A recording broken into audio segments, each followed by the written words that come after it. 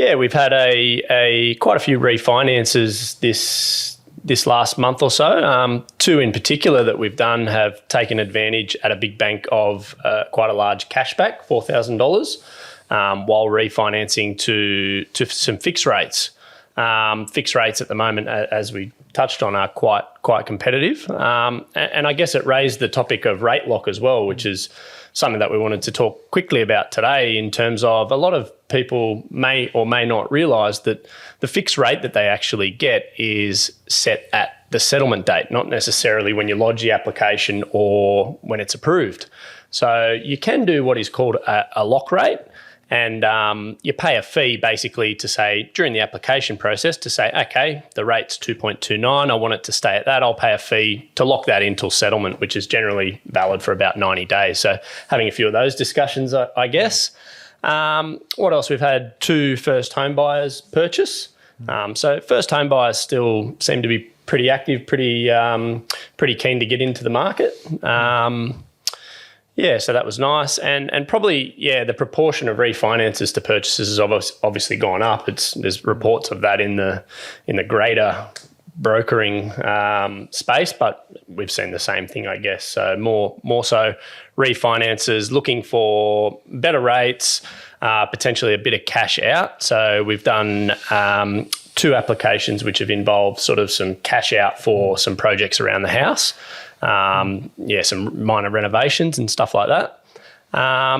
We've got 2 off the plan settling at the moment. So that's sort of something that has been a long-term thing for some people, and coming into this time has been a bit of an anxious time, but they're going through smoothly. So some things going as normal. That's about... The off the plan's a fascinating one, where you buy a property, say now you sign up for a property, sometimes with very low deposit, and it doesn't actually get built and settle until 1, 2, 3, 5 years. This one was very long term. Well, there was one that was 5 years ago, and the other one was just last year. So a big difference in when they actually exchanged. But yeah, and that one's something to really be well aware of and be very strong in a lending sense, because the bank will value the property when it's about to settle. And in the case of this one, it was valued at the purchase price of 5 years ago.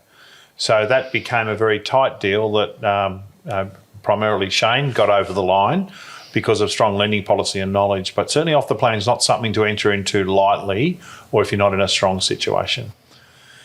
So that's probably good for the client stories. Anything else big in terms of clients?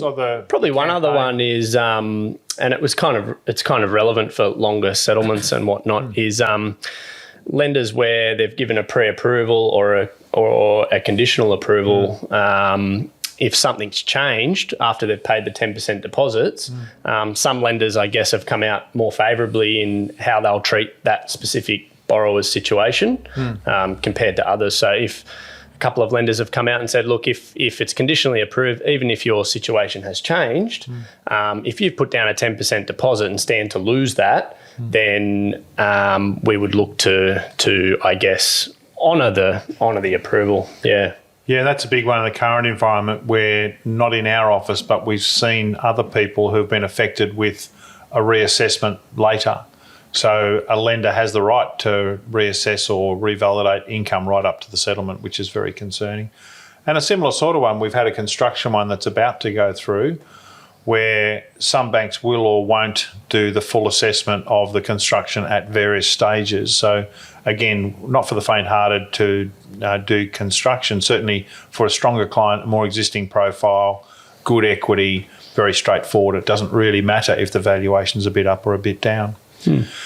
All right, and I guess the other big one in terms of client stories, we've actually got quite a lot of activity, but we've had a huge campaign of calling through our client base and contacting the bank to reduce their interest rate. So that's been a big story this month. We're currently up to 31 that we've had rate reductions on behalf of the client, where we've contacted the bank for them.